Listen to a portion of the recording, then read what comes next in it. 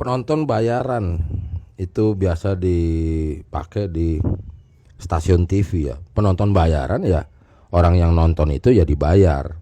Maksudnya itu dia dibayar untuk menonton acara yang sedang dibuat, entah itu diistilahkan dengan live atau rekaman atau taping, sama saja. Jadi mereka menonton, ini kalau panggung, di sini panggungnya ya mereka menonton ya dibayar. Nah, ini dikumpulkan bisa sampai 300 orang.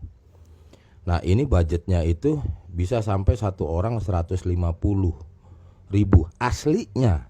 Namun karena kalau dilihat di video sebelumnya ini itu ada namanya agency. Agency inilah yang mengumpulkan ratusan ABG itu untuk nonton. Yang dicari itu adalah kekompakan, kalau itu juga dengan instruksi ya, tertawa, berteriak, bertepuk tangan dan lain sebagainya, karena suara tersebutlah juga yang sesungguhnya mau diambil. Dan juga bagi kamera-kamera, ini ada beberapa sudut kamera juga mengambil para penonton itu supaya nampak penuh. Kalau tidak dibayar, nanti kalau dia meninggalkan kursinya jadi kosong, jadi nggak bagus gambar. Jadi memang harus, karena dibayar itulah maka terpaksa harus duduk pada waktunya. Tidak bisa sembarangan keluar masuk berdiri dari tempat duduknya. Itu penonton bayaran. Namun lambat laun ini menjadi bisnis, yang dimana ada agensi, nanti ada juga perantara, ada mediator ibaratnya. Ya kan, singkat cerita banyak calo.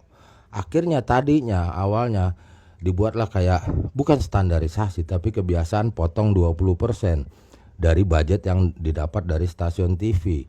20%, terus nambah 25, ya kan 30%, bahkan sekarang sampai 50%. Jadi para penonton bayaran, para ABG itu ya cuma 50% dari budget. Bahkan nanti ada lagi cerita yang tadinya budget awalnya 150 ternyata cuma 100 gitu loh, 100.000 maksudnya ya, awalnya 150.000 ya kan.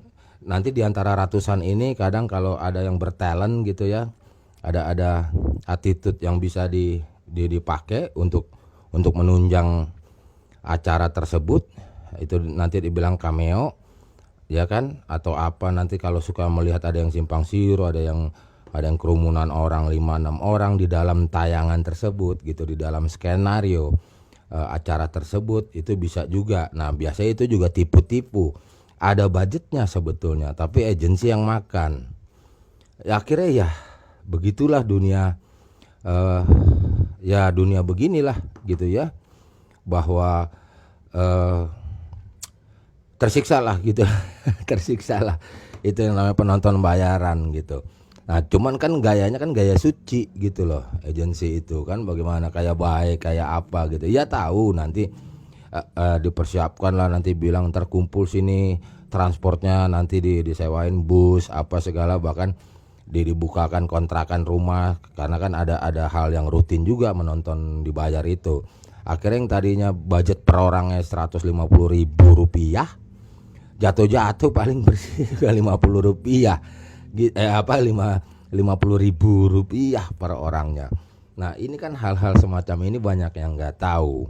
Kasihan juga ini para calon-calon penonton bayaran, dia pengen bergaul lah di dalam dunia entertainment itu, keluar masuk stasiun TV, studio ya, karena di dalamnya banyak sekali bisnis, banyak sekali kong kali kong, nanti ada monopoli ya agensinya itu, akhirnya memperkaya diri sendiri dengan memakan hak orang ya. Jadi memang tidak fair. Nah, kan lucu ya, TV suka ngungkit-ngungkit hal-hal yang di luar dirinya sendiri, padahal di dalam dirinya sendiri banyak mata rantai terkait ya kecurangan gitu loh ya.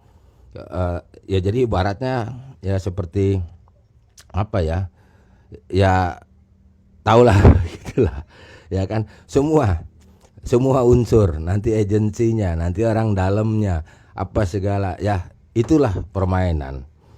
Kalau di negara maju itu penonton bayaran itu daftar sendiri. Jadi misalnya nih studio, dia buka loket, itu nanti dia ngantri, atau ya Kalau sekarang zaman komputer ya sudah ngisi di aplikasi ya begitu. Jadi budgetnya kalau dia, ini istilah rupiah ya, kalau dia 150.000 rupiah bersih dia terima 150.000 rupiah gitu loh. Jadi ya memang kan di negeri ini kan kebanyakan perantara begitu, cuman dibuat pemanis namanya agensi.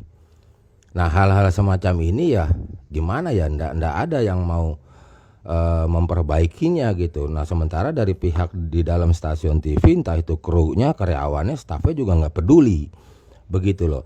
Memang nanti ada iming-iming agensi yang jauh lebih baik daripada agensi yang curang tersebut. Memang kan budgetnya yang dijanjikan itu turunnya memang sekitar 30-40 hari ke depan dalam acara hari H ini.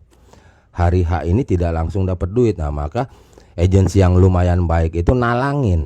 Nah dengan alasan menalangin dulu hari itu juga para penonton bayaran dapat duit, maka dari itu yang tadinya kan ini kan terselubung ya, tidak semua orang dibukakan gitu kepada para penonton ABG tersebut angka ini.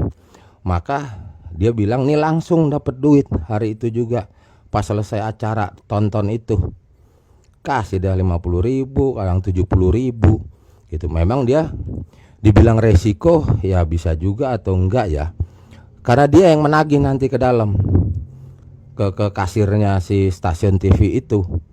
Jadi pada hari H nih, misalnya nih kalau nih tanggal 1 Februari acara tersebut 1 Februari, maka dia nanti nagihnya sekitar awal-awal Maret gitu loh, uang yang dijanjikan untuk membayar hari acara 1 Februari itu.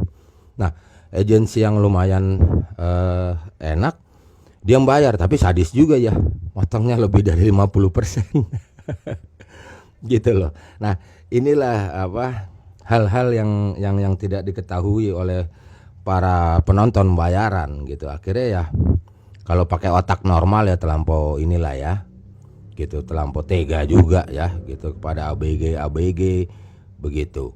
Nah bagaimana caranya ini memotong, sebetulnya udah zaman aplikasi sebetulnya. Cuman entah bagaimana hal-hal yang tidak baik ini sudah menjadi tradisi dilakukan, budget keluar dari stasiun TV jatuhnya ke agensi istilahnya bertanggung jawab untuk ngumpulin 300 orang dengan anggaran katakanlah ini ya bisa anggaran 125, 150 gitu loh, tergantung, karena nanti acara itu bisa dari pagi sampai malam. Si penonton itu bisa mengisi sebagai penonton itu bisa di dalam 1 atau 2 acaraan. Jadi dia juga begitu orangnya. Nah ini kan duitnya ya berlimpah lah begitu, meskipun memang pembayarannya mundur begitu loh. Nah nanti dengan alasannya nih gue bayarin lu dulu nih langsung hari ini juga ya begitu ya. Jadi dibuatlah para orang-orang baru ini di dalam konteks dilema begitu. Tapi ya gitu deh ya. Sementara kalau di dalam stasiun TV yang mempunyai berita, kalau orang lain, company lain diberitakan, dirinya dia nggak beritakan begitu, kejahatan di sini gitu loh. Jahat itu namanya ya. Tapi ya begitulah nasibnya negeri ini begitu ya. Memang